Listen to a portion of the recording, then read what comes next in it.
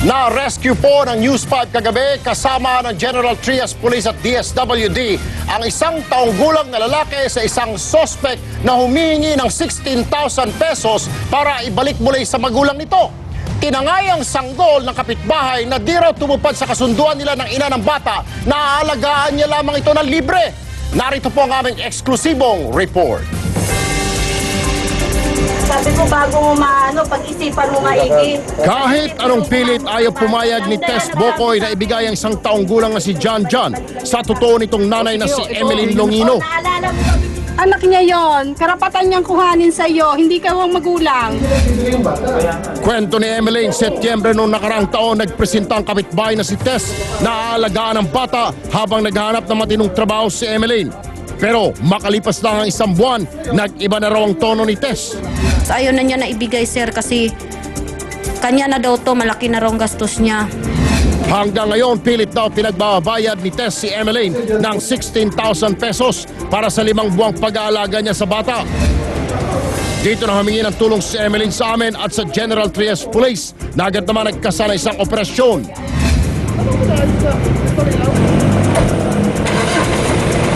Kasama ang DSWD at Women and Children's Desk ng General Trias, pinuntahan namin si Tess. Nagbukas lang si Tess ng pinto nang dumating ang barangay chairman. Pero nagmatigas pa rin siya. Kailangan ka lang dyan sa iyo yung anak ko eh, dahil nag-offer ka eh. Naalagaan ko yung bata lang Makalipas ang ilang oras, naubos na ang pasensya ng mga otoridad at pwersa ang kinuha ang bata kay Tess. Baka masaktan yung bata. Nasasaktan ng bata. Dito na nagwala si Tess. Yung bata ko na yung bata. Pag-ibig yung pasok dito sa bahay ko.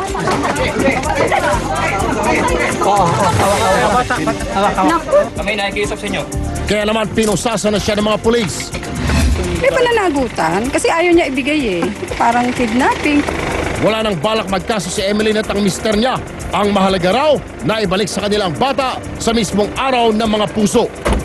Erwin Tulfo, News 5. Marso na sa susunod na buwan, kaya muling paalala ng DepEd, bawal maningil ng graduation fee. Pero hirit ng ilang magulang, meron pa rin pong sumasaway. Zay Feniza, ikwento mo. Higit isang buwan na lang, graduation na ng mga estudyante at paulit-ulit na utos ng DepEd. Bawal maningil ng graduation fee ang mga pampublikong paaralan. Pero ang ilang mga magulang umaalma. Tumangging umarap sa kamera si Tatay Ruben sa takot na mapag-initan ng kanyang anak na magtatapos sa isang public high school nitong Marso. Kwento niya, inuobliga sila ng paaralan na magbayad ng 300 pesos para sa school decoration. Hindi ganun kalaki yun. Siguro sabihin mo na aabot yung mga 30,000 lang. Sabi ng DepEd, pwedeng kasuhan ng administratibo ang mga lalabag sa kautusan. Pero kung magkakaroon ng kasunduan ng mga magulang at paaralan na may babayarang maliit na halaga para sa dekorasyon at toga, pwede naman daw ito. Ang pakiusap nga lang ng DepEd, iwasan na ang magarbong graduation rites. Hindi pwede ang magarbo o masyadong maluho na ceremonies. Ayaw natin yan. Para mabantayan ang mga magsasamantala, naglunsad ng hotline ng grupong Akap Bata Party List. Tatanggap sila ng mga reklamo mula alas 8 ng umaga hanggang alas 5 ng hapon. May Twitter at Facebook account din sila kung saan pwede kayong mag-post ng inyong sumbong. Plano po kasi namin i-ano siya per region para hindi rin po masyado mahirapan sila, Brother Armin. Handa rin ng DepEd na tumanggap ng reklamo sa numerong 636-1663. Zay Feniza, News 5.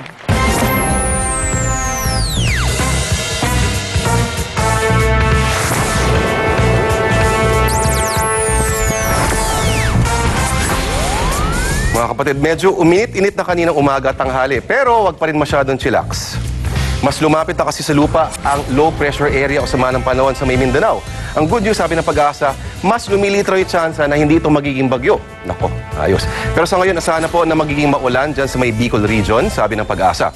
Abot din namang posibleng pagbuhos ng ulan sa Mindanao, pati na rin po sa Visayas. Pinag-iingat po kayo dyan ng Pag-asa sa posibleng mga pagbaha at pagguho ng lupa.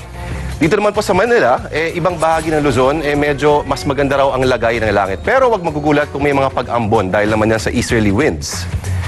Kung titingnan naman dito sa ating Metro Weather Tracker, bukas Huwebes, inaasahang lalayo na sa bansa ang LPA. At sa Biyernes, posibleng lumabas na ito ng Philippine Area of Responsibility. Pero maiba tayo. Sa edad na 48, hindi pa ganun katanda ang namayapang si Whitney Houston, yung singer na nagpasikat ng mga piyesang kinakanta sa mga singing contest dito. Pero may kasabihan, ang maagang namamaalam ay nabubuhay ng walang hanggan. Sa kanyang kontrobersyal na pagpanaw, kasama na si Whitney sa hanay ng mga alamat, gaya na Elvis, Bob Marley, John Lennon, Kurt Cobain, Janis Joplin, Jim Morrison at lahat ng mga alamat na namatay bago pa sila nalaos. Tingnan mo naman to si Paul McCartney. Buhay na buhay pa pero nakalimutan na. At yan ang ulat pa noon sa ngayon. Ako po si Lord De Vera, buhay na buhay pa.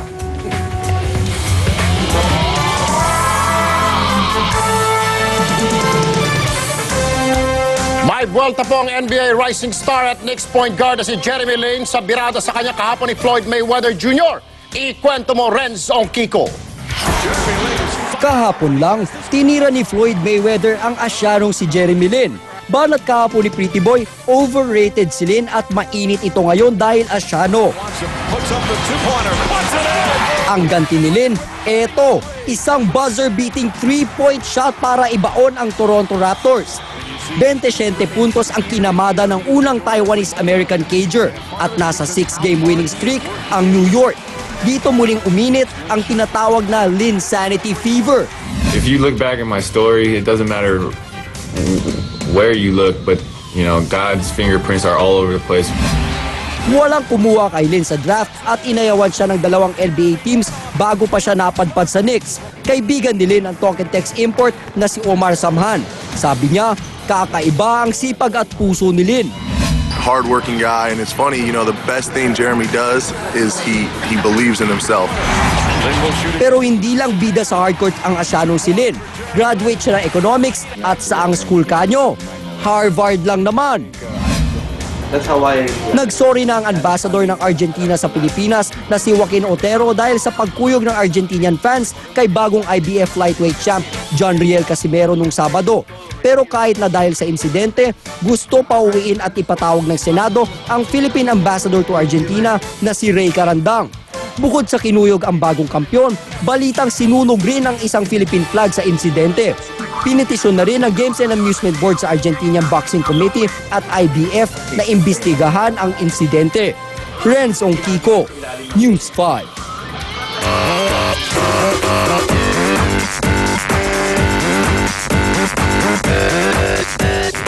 Magdadalawang buwan pa lang ang 2012 pero ang lineup ng bagong shows ng Kapatid Network certified panlaban na. Ano-ano nga ba yung mga dapat nating abangan? Alamin natin kay Laila Chicadora. Laila? Maraming salalamat siya. Naku, bonggang-bongga talaga ang mga bagong shows ng TV5 na ipiniresinta sa media kanina dito sa The Tent ng NBC4. Nako, talaga naman ha, pero take note, Sean. For the first 4 months pa lang yan. Kasama dyan ang bagong pampagising sa umaga, ang Good Morning Club. Para sa kakaibang pagising sa umaga, Good Morning Club po. Araw-araw, 5 a.m. hanggang alas 7:30 po. Sigurado namang magiging up-to-date kayo sa mga hottest na balita sa Pilipinas News. Nariyan din ang kapanapanabik na public affairs programs, ang Insider at ang mas pinalupet na public attorney. Tiyak na namang aabangan ang mga bagong kapatid serye, gaya ng Valiente TV5 remake. Nandito ako ni David Archuleta, Felina ni Arcy Muñoz, isang dakot na luha ni Danita Paner at Alice Dixon, Kapitan Awesome at Love in Temptation Island. Game na game din siguradong papanoorin ang bago nating game at reality shows gaya ng Toink Sino ang Sikat, Amazing Race, the biggest game show in the world, Asia, Extreme Makeover Home Edition kasama si Paulo Bejones at Tessa Prieto Valdez, Kanta Pilipinas at ang bagong project ni Valenzuela Councilor Shalani Soledad Romulo, ang Game and Go. Sa dami ng fresh na shows ng TV5, ang dating anytime is primetime na sa Kapatid Network. Narito ang pahayag ng ilan sa mga kapatid natin. Of course, I have nothing but gratefulness to Will Time Big Time, kay Billy, kay Jay at sa lahat ng nakasama ko doon. Natuto rin ako. Kahit konti, kahit paano, natuto naman ako sa kanila. Marami pang mga malalaking projects na hindi lang sa TV5, pati sa Action TV, diba? Pati sa Active, even online. There's so many activities, even sa movies. It's an exciting year for us. Sean, ako hindi nga lang daw ang mga televiewers ang happy, kundi pati na rin ang mga advertisers. Patunay dyan ang pagtaas ng 200% ng ating ad load o ng ad load ng TV5 mula 5 a.m. hanggang 6 p.m. At syempre pa, tumaas naman ng 117% mula 6 p.m. onwards. Kaya naman inaasahan pang darami ang commercial sa TV5. So yan muna ang latest dito sa The 10 sa NBC. Fort, Sean. Maraming salamat, Laila Chicadora. At yan po ang 45 minuto ng mga aksyong balita. Mga balitang pundasyon ng matalinong opinyon at konkretong solusyon. Saan man, kailan man, kapatid. Higit sa balita, aksyon.